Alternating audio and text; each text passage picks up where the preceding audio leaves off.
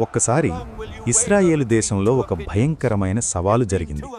ఒకవైపు ఎలియా ప్రవక్త, మరోవైపు 300 మంది బయలుదేవత ప్రవక్తలు. ఒక బలిపీఠం దగ్గర అందరూ నిలబడి ఉన్నారు. ఎవరు నిజమైన దైవమో తేల్చుకోవాల్సిన సమయం ఆసన్నమైంది.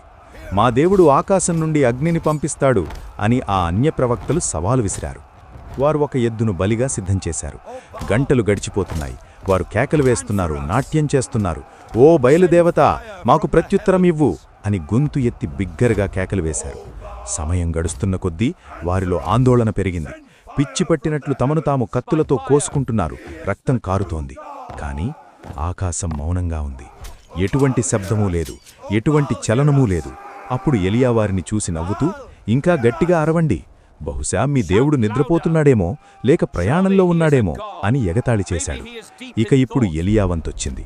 ఆయన బలిపీఠాన్ని సిద్ధం చేసి అందరూ ఆశ్చర్యపోయేలా ఆ బలిపశువు మీద ఏకంగా 3 సార్లు నీళ్లు పోయించాడు. ఆ నీరు బలిపీఠం చుట్టూ నిండిపోయింది. అంతా తడిసి ముద్దయింది. ఎలియా మోకాళ్ళలోని ఎంతో ప్రశాంతంగా ఒక చిన్న ప్రార్థన చేశాడు. యెహోవా, నీవే నిజమైన దైవవని వీరికి తెలియజేయి.